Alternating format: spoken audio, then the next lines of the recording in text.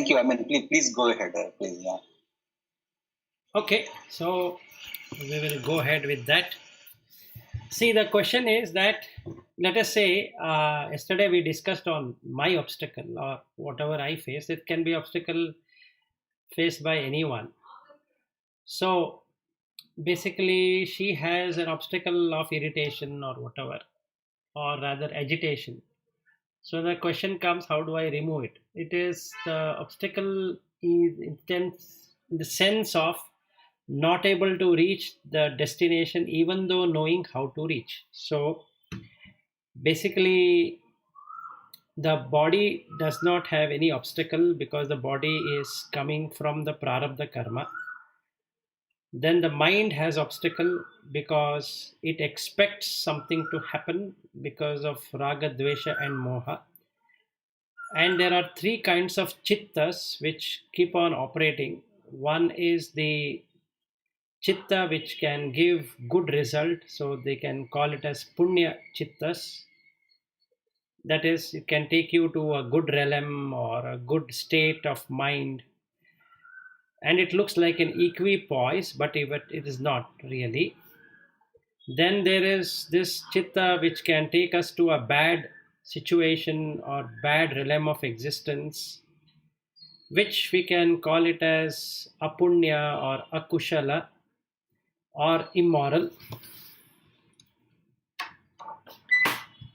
And the third kind of chitta, which are neutral, and they don't seem to be there available in terms of experience, but they are there. So these are neutral chitta, can be called as a daivika chitta. That is, these chittas will eventually help one to use their viveka or discrimination. So when we are on obstacles, the first and the foremost thing to do is to accept and relax. Meaning, if I take my 2 days before experience, that whole day was on COVID, and my wife started coughing. So, all the memories which were there in those chittas started to appear over the consciousness. And this consciousness is like the sky, and it is getting clouded. So, basically, when it gets clouded, it is going to rain. No longer it is going to show the sky. So now that experience started to rain emotions, emotions of fear, emotions of helplessness, because then they started imagining things which never took place. So I was seeing ambulances and my wife struggling or this and that horribly in that fashion. So the sky is Niranjana, that is, it is not attached to anything. It is not attached to the cloud, it is not attached to the sun, nor it is attached to the birds, nor it attached to the people walking down there, not attached to homes or anything. So that's exactly what this consciousness is doing within us as well. It is unattached. It just lights up. So it took this mind, this instrument called mind, 45 minutes to operate something called as conscience, because the mind had to be in certain relaxed position to apply this. Now when this mind started applying, the chittas which were taking those negative or bad realm started to go off, meaning they diminished or they disappeared. And in its place, these good chittas or the kushala chittas started to arise. and making me happy. This who is this me becoming happy? There is no me at all in this happiness. It's just the chitta which is arising with that state, and that state is reflected, or that is the reflected one, but the original one is the consciousness which is not doing anything. So basically what I want in reality to happen is this conscience chitta or the daivika chitta should be there instead of the kushala chitta and the akushala chitta, that is moral chittas and immoral chitta. So day before yesterday I struggled of all my experience, what I had gained so far in studying, reading, explaining, understanding, debating, all that did not work. So yesterday I did one funny thing in the morning. I just relaxed everything, no expectation. What I did is that I just said to myself, this self, that if there is anything called as self, let it remain happy. That's all what I did. Few minutes from there till today, right now, I am in a real blissful position where it has become perfectly neutral. Neither I am going towards the positive ones, nor I am going towards the negative ones. I'm able to stay in the centered, able to see that mind is not related to consciousness, and consciousness is not related to the mind. And body being inert, whatever is experienced in the mind is experienced in the body. So day before yesterday, the fear, the anxiety, the disillusion, all of that appeared in the mind, and it manifested in the body. From avyakta, it became vyakta. But consciousness did not do anything, it just powered it up. Now, what I'm doing from yesterday is to exactly do what consciousness is doing. Just stay in the center. Don't power up the negative, don't power up the positive.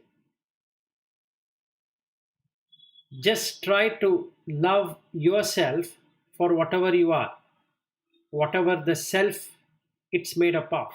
It's made up of consciousness.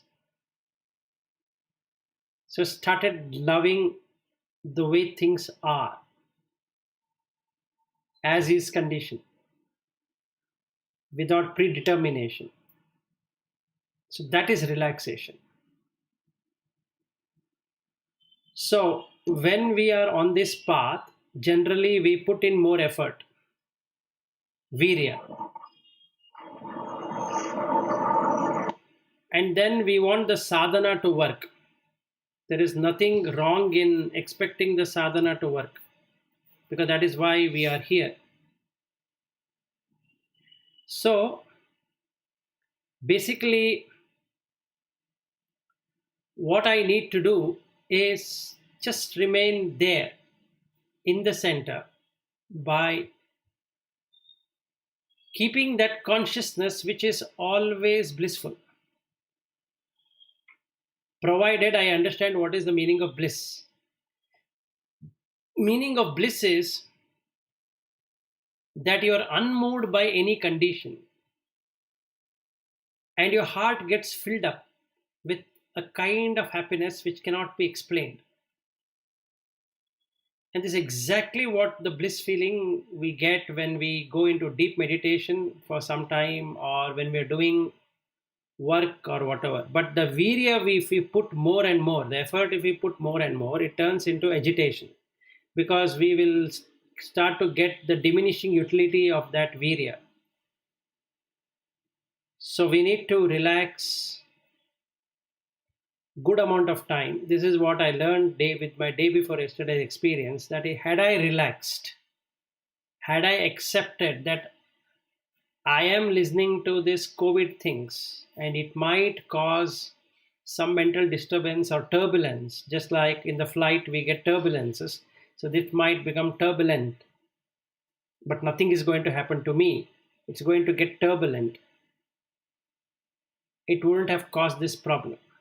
Or number two, people can talk whatever they want, but this consciousness does not, it doesn't, nobody can write on consciousness. Nobody can write on the sky. If somebody were to say that I can write on the sky, they cannot. Similarly, nobody can imprint anything on the consciousness. The imprinting only happens in the mind. So had I got that a nice experiential feeling when this topic was going on, that I am consciousness, I am bliss, there's nothing else other than that, it would have been only sound. There wouldn't be any nama as COVID and rupa, which we have not seen, but mind makes up the rupa.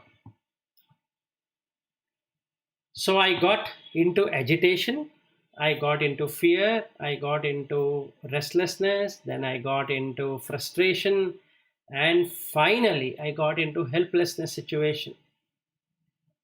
Because everything became a reality. Whatever is non-real became real. The wife became real, the disease became real, the ambulance became real, and everything is seen in my mind. It's physically not yet manifested, but still it turned out to be an ugly situation in the mind, which was not required. So basically, this obstacle, like this irritation or agitation or whatever we have, we need to relax. So I was thinking this morning when Lata and I were supposed to discuss on this, is that I will help her to make her relax. So what is relaxation? Relaxation means that we accept to what it is at that moment. Meaning, if I am agitated at this moment. So that's what I wanted to say, that instead of expecting some other result, like, I have read a lot of things, but it is not working, or I'm getting into a skeptical mindset whether it is the right thing I did or wrong thing I did, I need to relax on that. So be it. And then leave it, and then watch the breath. So as we watch the breath, with this new understanding of acceptance, that my mind at present is playing games with me, and I myself is the mind, the consciousness is not doing anything, nor will do anything, immediately mind get dissolved. So when we say it get dissolved, it becomes neutral. Dissolved doesn't mean that the mind will go away. It will not go anywhere. It is going to be there. But instead of taking sides between 0 and 1, it will not do anything. It will stay in the center. Once the mind is centered, the reflection of the consciousness is its own self. So now it shows up. What shows up? That bliss shows up. It's the nicest ever feeling you could get, because this mind is not interfering in that. Lata, did I answer, or can we discuss? Yeah, actually, the moment in my mind, I should ask the question about explain this. I immediately gave the answer for it. That question formed in my mind. What exactly is bliss? Meaning. So then you answered, unmoved by any condition, heart feels full, and so on. So you immediately answered. So they were just thinking, okay, the question I had in my mind was immediately answered by you. Yes. So today that guru is there. I can see it in your voice, hear it in your voice, not see it. Yeah. And actually, so I was also wondering, so this kind of blissful feeling which I get in my heart when I meditate, or even otherwise when I put attention, even not only for during meditation, even other times also, if I focus. So I wanted to know whether that is the bliss. So that is the reason I was about to ask you that question. Yes. That is the one. And when, yeah, go ahead. So normally bliss is felt in the heart. Yes. Bliss is always felt in the heart because that is the seat of the mind. Yeah. Okay. So, And actually, I keep seeing that circle, which I keep telling you, right? yeah. So whenever I look at it, I immediately get that bliss feeling in my heart. Yes. So, Brahman experience can be in many ways. One way is that it can throw up light, brilliant light. So Mm. right now, when my eyes are closed, it's so brilliant light. This is one way, but that's not the Mm. only way. Mm. Second, it fills up your heart with so much of lightness that you have never experienced such kind of lightness feeling. That is again blissful situation or blissful feeling, and it remains irrespective of the condition. Meaning, like the train went just now, it doesn't alter. Your husband Yeah. is calling, that doesn't alter. Correct. Your daughter is asking something, that doesn't alter. This is called as state of Brahman. Mm. If it alters, then it is conditioned. So this Yeah, is, but the thing is, it always doesn't stay. that is So correct. No, meaning no, yeah, that is correct. because when if my attention is not there, Yeah, then it wears off, and then when again get into that attention, it will immediately come back. So the last few, I think maybe 1 or 2 months, I can feel it. Before I used to have it only during the meditation. yes. So let us understand what is attention and what is awareness. Mm. Brahman will experience will happen in awareness, not in attention. Okay, maybe that is the right word. Mm. Okay, now let us understand what is being attentive. Attention in English is to attend to something. It is transactional. So in meditation, it is attentiveness. I am attending to. There is no other thought except for the one what I am attending to. If I am doing a work, I am attending to that. So it is there. Like that, it can be with each of the transactions. So it is conditioned. Mm. So attention creates conditions. So it can be a good condition, it can be a bad condition, but it's condition. Okay. Mm. If I'm using viveka or discrimination, I will try to make the bad condition look like a good condition by accepting to it. This is one way Mm. of solving the problem of attention. Yeah. Okay. Now what I can do is being aware is filling oneself with that action, whatever that action is. It's like the typical example I had given was that you have put a light in the room. It doesn't matter what is there in the room. Yeah. Correct.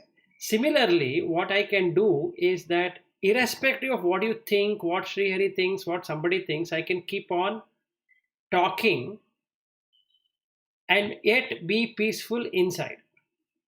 Yeah. Yeah. Understood. That is awareness. Yes. Yes. Attention is I'm attending to what Lata is saying or I'm attending to what Sri Hari is saying and I'm trying to figure out what to answer. There is agitation in that. Mm. Why there is agitation? Because now you might argue that no, Vilas, this is not the right, or Sri Hari might say this is not right, or even in the office we might get into this situation because we are attending to someone and we don't want to keep on attending to that person forever. So we want to exit. Mm. Whereas awareness is nothing there to attend. It just It is happened. there. It's Correct. there. It is just there. It's just there. So consciousness is just there. Mm. Sky is just there. It doesn't matter whether we have stars there or sun there or whatever is there, cloud is there, birds are there. It doesn't matter. Sky is going to be there. So consciousness is going to be there. So that consciousness is going to be there. So now in that, I am watching the mind. This consciousness is watching the mind. Instead of using the I, let's drop the I for time being. Now, consciousness watches the mind. And consciousness not only watches the mind, consciousness feels the mind and the body. Because consciousness is there, there is pain and pleasure felt in the body. So if the mind has pain, that pain gets multiplied. Once it is felt in the mind, second it is felt in the body. The prarabdha karma, what this consciousness has brought forward to experience, is through the body, not through the mind. So it will be one arrow which will be hit for sure on the body, which it has to undergo the pain. Or if it has brought good things, then also it is going to end someday. So it is going to die. This body is going to die, meaning it's going to end its life of existence. The mind is the one which this consciousness carries heavily.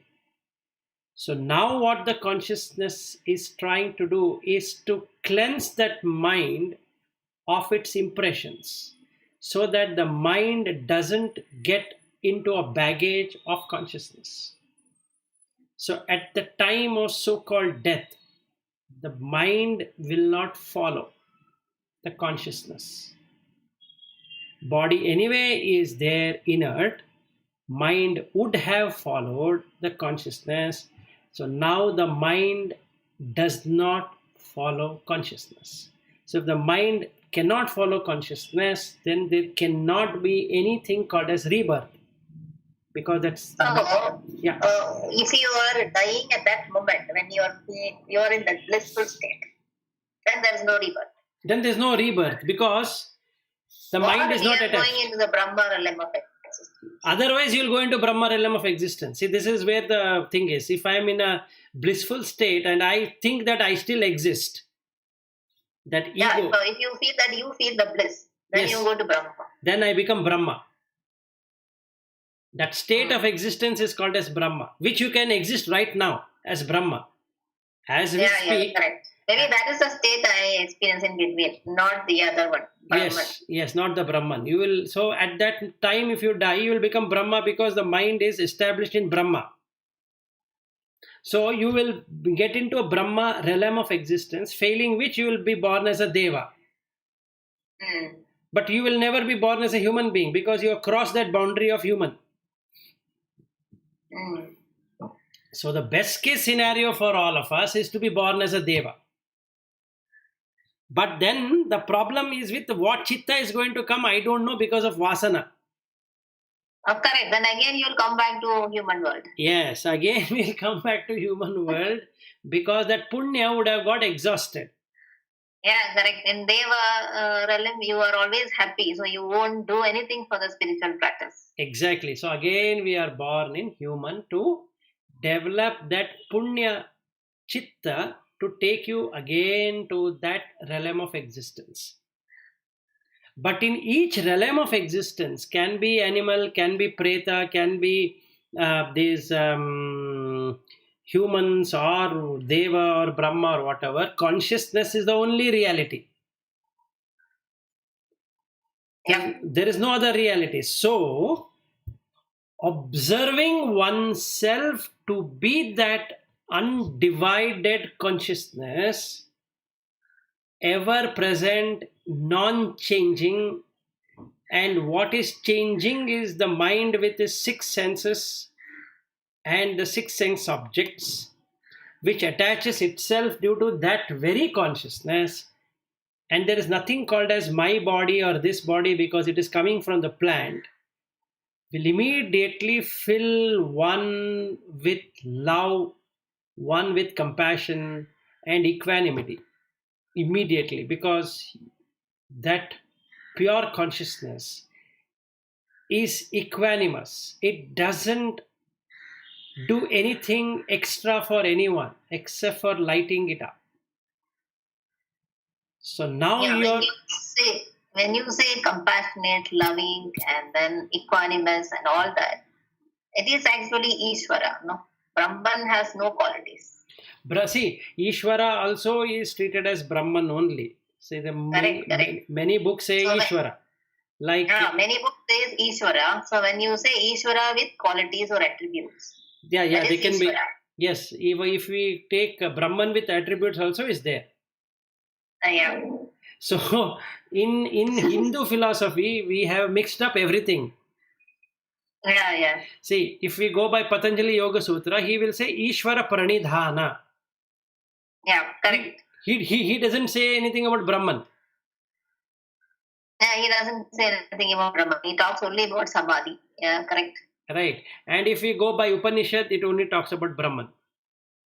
It only talks about Brahman and sometimes Ishvara also. Sometimes Ishvara, but maximum you will find only Brahman. Maximum it is only Brahman. Maybe Correct. Ishvara also I added later. I don't know. Whatever it is, but for a person who is reading Sadhaka, the confusion here is what is Ishvara, what is Brahman, what is Atman, what is Atma, what is Brahma. These five are really confusing ones. Correct. Are they the same? Are they the different? Okay, so let's answer to all of them better. One, Atma is an individualized consciousness which believes that it exists. And this sometimes. This is Jivatma. I was about to tell that it's sometimes referred as Jiva Atma. Okay, this is an individualized, ego-centric existence which believes that it exists. And because it believes it exists, the karma is associated with that Atma. Then comes Brahma. That Atma now thinks that it is Brahma. The same Atma, due to meditation or due to having a peace equivalent to Brahma, it now believes it is Brahma. So it again gets the life of Brahma. The same Atma, no different. But can you kill the Atma? No. Why? Because it is a reflected consciousness. You cannot do anything with that reflected consciousness. So this is what Vedanta is all about. Okay. So this is very important to understand. The Atma is a reflected consciousness. The Brahman is there and an individual soul is assumed to exist, and that reflection has all the capabilities of the original, but it is not the original, and hence it takes different births. Okay, so it becomes Brahma. If it were to meditate and get into the bliss situation. So generally, when we achieve, it is that Atma Ananda, it is the state of Brahma. Then we have concept of Atman. Since you have Atma, Atman means plural, that means overall consciousness. And since we have Brahma, we have Brahman to show that it is universal consciousness. And Ishvara, Isha means auspicious, Vara means provider, one which provides auspicious irrespective of the condition, irrespective of whatever it is, does not do bias, is always compassionate, is always loving and is always equanimous to any conditions, and also believes in or makes one feel filled with happiness, is called Ishvara. So these are the five terms: Atma, Brahma, Atman, Brahman, Ishvara.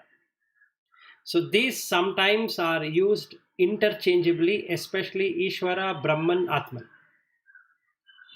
The one which is all are finally Satchidananda. all are Sachidananda Swarupa only. But for easy understanding or for confused understanding, we have these five terms. Yeah, correct. I think the Brahman by itself cannot be explained. So then all these things have been brought in. Yes. Explain. Yes. So now I have this feeling that I exist. Now it is not going. What it means? Atma is there. Otherwise, you might say, oh, you mean to say what happens after death? Then I will not be there? No, I want to be there. Okay. Then you are called Jiva Atma because you want to be there.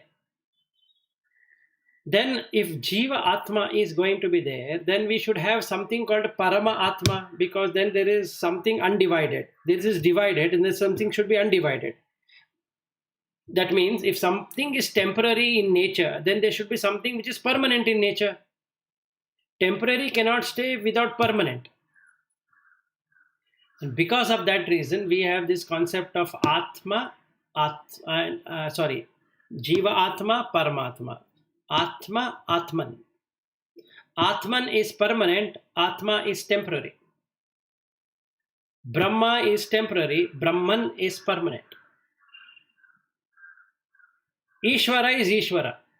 There is nothing called, and then they created another thing called as Ishvari, feminine. Because then I think so, there were a lot of feminists at that time also who said that, what is this? It is disgrace to woman. So they said something should be Ishwari also. So Ishvara, Ishwari, male and feminine. So feminine form is Shakti. So basically these are the different ways of putting it, but all referring to the same one. Does that make sense? Yes, of course, yes.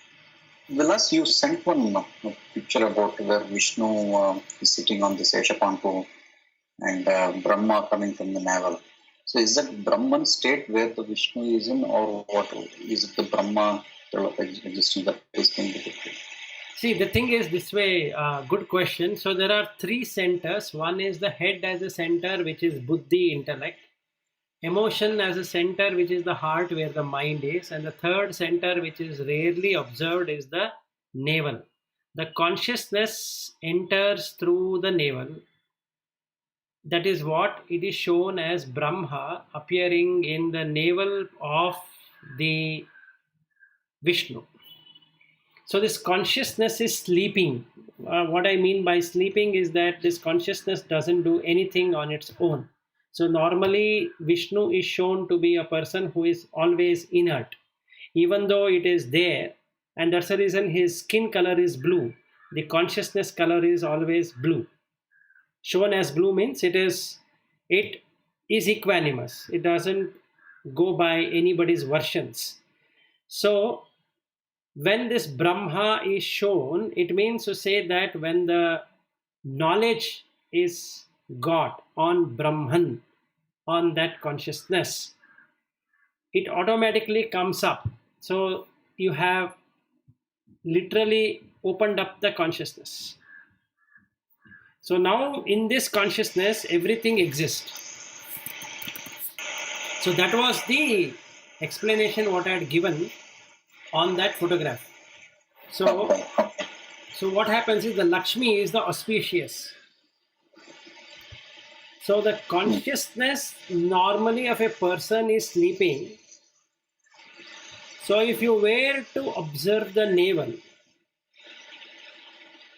the nirvana is just there, because that is where the life evolved, meaning the mother and the child got connected in the navel, the umbilical cord. So now the consciousness sits up, like Vishnu sits up, and then the Lakshmi starts pressing his feet.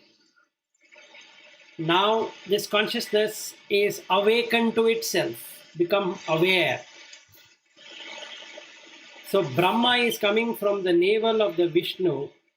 That means the person has started experiencing nirvana, meaning he has given up that individual self notion. And the snake behind is the Kundalini Shakti opening up.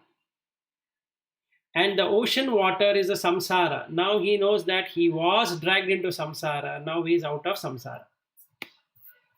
Who knows? Consciousness knows.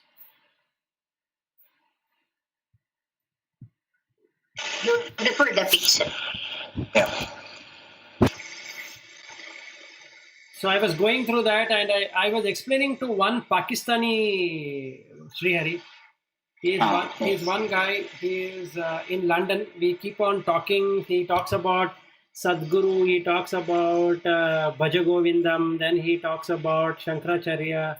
He talks about Buddha teaching. Like that, he talks about many things with me. So I wanted to tell him how it works, how this depiction works. So I sent him this and explained him what it is, real depiction about Lakshmi, Vishnu and Brahma.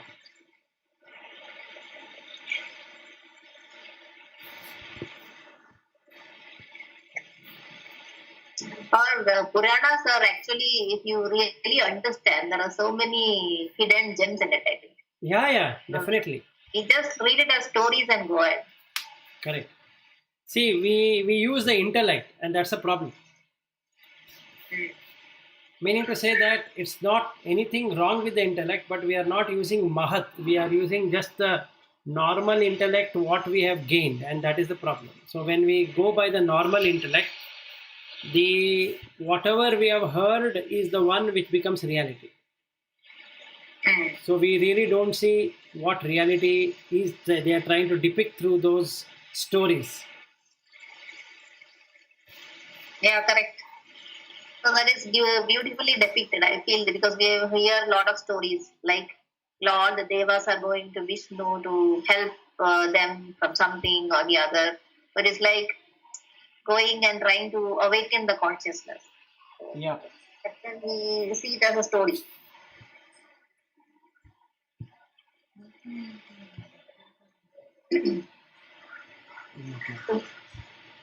Yeah. So, Lata, how was your the study of you were quoting about some book? Panchadashi. Yeah. I am reading. So there what do you say? A detailed explanation of Rajas, Tamas, Sattva is there. Okay. So in that book, it is mentioned that all our senses, the sense tanmatras, are made from Sattva. Sattva guna and the consciousness mix is where how this senses are being created, the Shabda, Sparsha and all that. Mm-hmm. So like that. So, and in Ishvara means it is Sattva predominant mixed with consciousness is Ishvara. But then when you come to individual, then it is Rajas mixed more. So it becomes individual. So like that it is explained. So I'm reading that. So around 100 pages I think I read. Oh, it's a big book, huh? Looks like that. It is around 500, 600 pages. And I started on Thursday, actually. Mm-hmm. So I'm normally I would have finished it by now, but I'm reading it slowly, actually. See, Srihari, the total pages is 651. Okay. And Panchadashi is written by a person called as Vidyaranya. Yeah, Vidyaranya. Yeah, so he used to stay in Hampi. So he has written many books. Out of that, Drigdrishya Viveka is one, and Panchadashi is another one.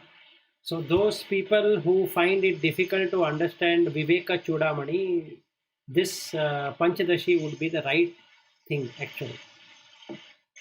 But who is the right now other the 651 pages book? It is Swami Krishnananda, right? yes, yes. It is. It is in Sivananda Ashram, Haridwar. So, if you have heard about Swami Sivananda by any chance? No. Okay, so he was a Kerala Brahmin and he used to work for British. Then he was sent to Malaysia and he was a doctor actually. Then while attending to all of these, then he felt the urge of dropping that and going towards Himalayas and learning. So he went in search of Guru and he found a Guru, and after a few years he understood what life is all about. Then he came back and resigned from his services and then opened up Sivananda Ashram in Haridwar. And he used to do a lot of curing for people. So he was called as Dr. Sadhu.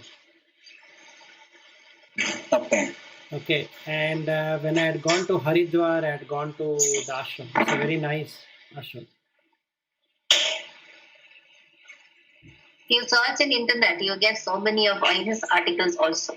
Yeah. Very good ones. Yeah, very thought-provoking person.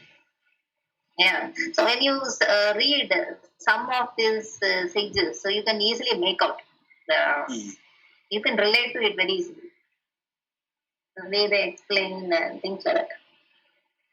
Yeah, that is correct. And yeah, his thing is called a Divine Life Society. You can search for Divine Life Society and you will get a lot of articles. And I used to follow him. I think I missed this Guru also.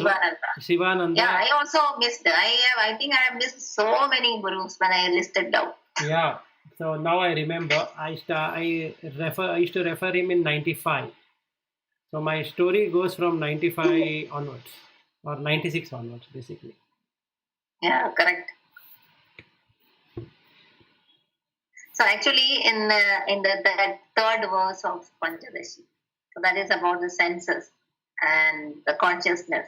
So then I immediately remembered I have read this Gospel of Ramakrishna Paramahamsa. So in that it is mentioned while Ramakrishna is walking in the fields, and he suddenly saw one bird flying or a group of birds flying. Immediately he went to Samadhi.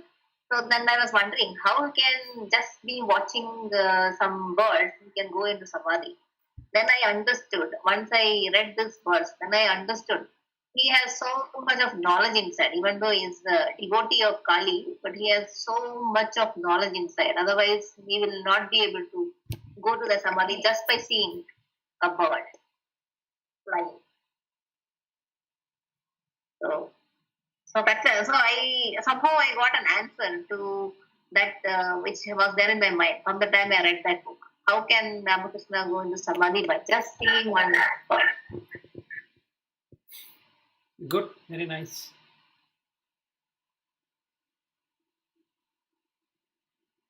Okay, so shall we end for today?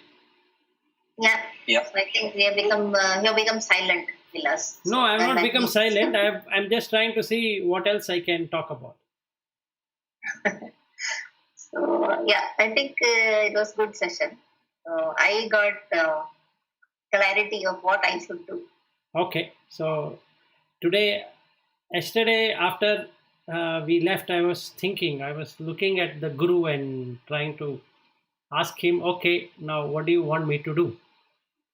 So what you also said is right. Actually, it can be one's own inner voice. And that is true to most of the people. But I am slightly perplexed on this change of the voice which happens automatically. That cannot happen because these voice things cannot change. Yeah, the depth of the knowledge can happen because of the inner voice, but then the voice, and then I feel like I'm communicating with that person. So that also I can see. Mm. So whatever it is, it's good. Whether my inner voice is giving you that explanation or this guru is giving me explanation, both are guru only. Yeah, all are Guru. Yeah. Finally, everything is Brahman only. Yes, so it doesn't really matter because I don't exist. So when I don't exist, anybody can exist and they can give clarity on what this being could do or what this samsara is all about, and how can one attain liberation from this samsara.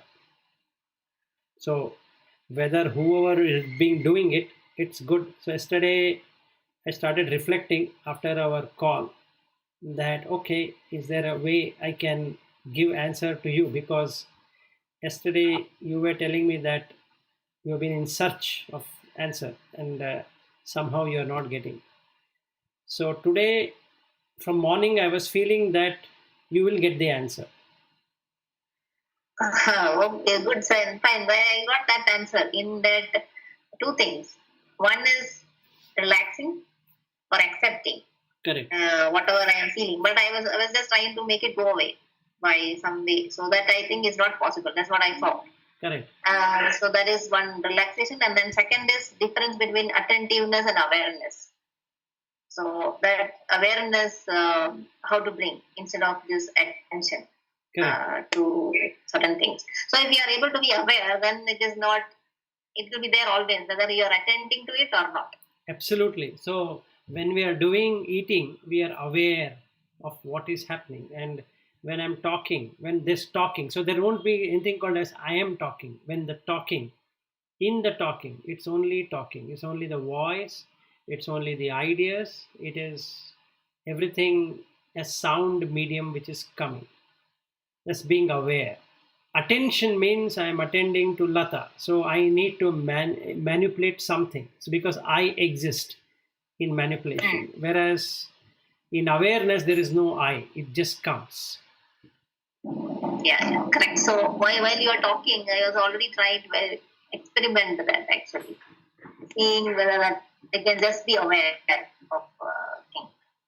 But one thing, when I started all this meditation after I started talking to you, before that I only used to read. So it just started in December. I then remember you had sent us some this Om meditation videos, the right frequencies and all. Yeah. So that and not by listening, but then I think you asked us to chat in some sudden way or something. And that time, whatever the bliss I got, I think the first time ever I got that kind of bliss feeling. I was not able to contain it actually. I was not able to sit anywhere. I was not able to lie down. I was just walking around. But I was so happy. But then afterwards, I never got that level of bliss. But it is there. Yeah. So if you attentively do it, the same Om or even Sri Harim Paramanandam Upadeshtaram Ishwaram Vyapakam Sarva Lokanam Karanam Tam Pranamameham, that becomes an attention. That means you're stopping all the thoughts. So at that time, you become fully blissful. But if you become aware of that very thing, then you are blissful irrespective of the situation. Meaning, even during crisis, you are not there to experience the crisis, because mind reflects only consciousness. So you will not remain. If in attention you remain, that means you are there to take it. Correct. Maybe in those Om meditation, then maybe I just became aware without knowing. Correct. You became aware without knowing, so that was bliss. And now what is happening, Lata, is that you want to achieve that bliss. So now you became two, me and that. Correct. So you, from Advaita, you became Dvaita. So you will never be able to achieve it. So now you have to relax. Now that you have seen that that bliss is there, so there is no doubt in the mind that that is not the bliss. Yeah, there is no doubt. There is what do you say? A percentage of that I always feel. Yes. Not that full mind. Yes. Now what you need to do is, without expectation, without keeping, you just keep yourself in the center, just like the conscience. The light is falling irrespective of what is there. So just keep it in the center. Don't go towards right, which is the kushala, that is the good ones, and don't go towards left, which is the bad ones. Just remain in the center and treat all chittas neutral. Doesn't matter. It's just chitta. Mm. So that moment, you are totally stopping the movement of the chitta. So it becomes yogas chitta vritti nirodha. There is no movement.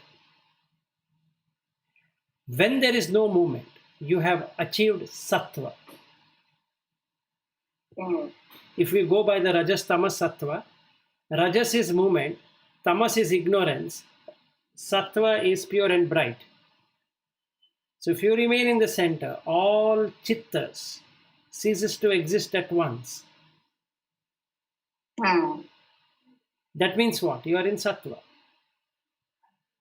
Yeah, correct. That's all what you are supposed to do. So whether you hear to Om or you hear to Murugan mantra or you utter that mantra or whatever, just observe. Okay, now I'll tell you what you can do with this mantra. As you say the mantra, just watch your mouth and you see what happens. Just ask this question: to whom this mantra is all about? Finished. You are there.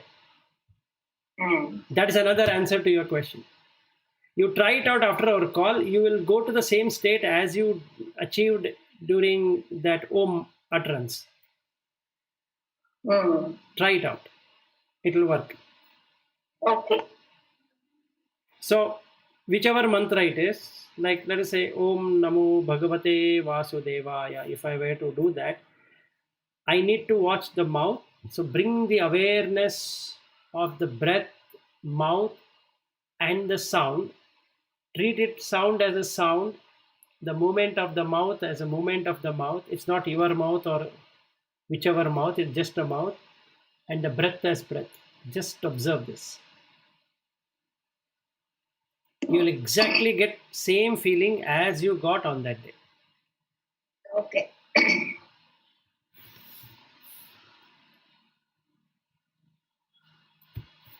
Okay.